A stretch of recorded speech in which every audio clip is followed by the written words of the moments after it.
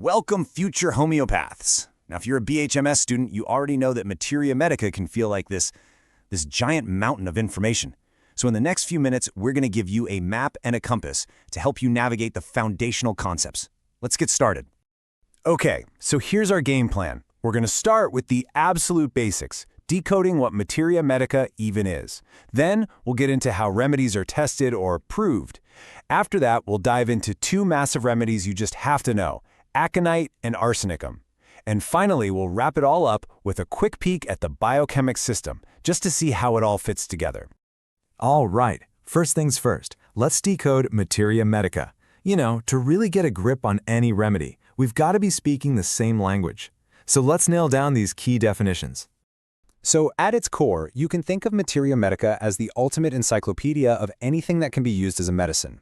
It's the go-to guide that tells us what these things are, where they come from, and exactly how they're used. But here's where things get really specific for homeopathy, and this is a key distinction. The homeopathic Materia Medica is so much more than just a list. It's a super detailed record of what happens when these substances are tested on healthy people. That process is called proving, and it's absolutely fundamental to everything we do in homeopathy. This slide right here really shows the whole journey. See, a substance starts out as a crude drug in its raw form, like plain old common salt. Once it's potentized and then proven, it becomes a medicine. But, and this is the magic step, it only truly becomes a remedy when it successfully cures a patient, based on that core principle of like cures like. So you might be wondering, how do we get all of this amazing information into the Materia Medica in the first place? Well, it all comes down to a really specific process called drug proving. This is basically the cornerstone of all homeopathic research. This proving process is incredibly methodical. A substance is prepared, it's potentized, and then it's given to a healthy volunteer we call a prover. That prover then meticulously, and I mean meticulously, records every single physical and mental symptom they experience. This super detailed record is what creates the remedy picture. It's like a complete portrait of that substance's effects on the human body.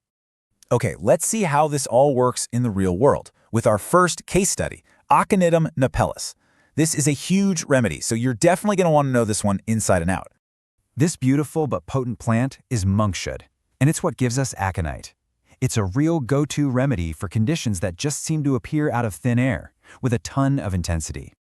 This quote just perfectly nails the essence of aconite. Seriously, if you remember one thing, remember this. Aconite conditions are just like a sudden storm. They come on fast, they hit hard, and then they're gone. When it comes to your exams, mnemonics are an absolute lifesaver.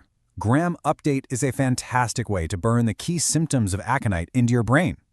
I really want you to pay close attention to the G for that great fear, the R for restlessness, and U for an unquenchable thirst. This is for sure one to remember. Okay, let's switch gears a bit. We're going from a plant-based remedy to one from the mineral kingdom, Arsenicum album. And you'll see right away it has a completely different personality. So this remedy is actually made from arsenic, which, yeah, we all know is a poison. But this is a perfect example of that homeopathic principle of like cures like. A substance that can cause certain symptoms in a healthy person can, in its potentized form, treat very similar symptoms in someone who's sick. It's pretty amazing. The real key to understanding arsenicum is this fascinating contrast between the mind and the body.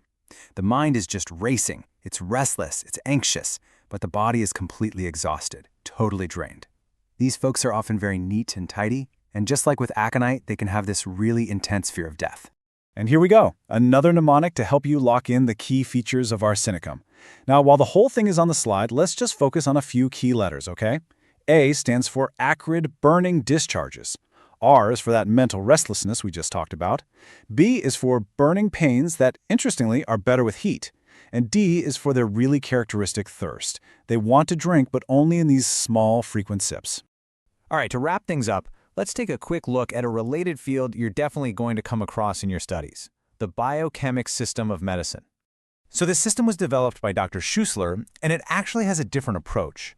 Instead of the law of similars, it's based on something called the law of deficiency.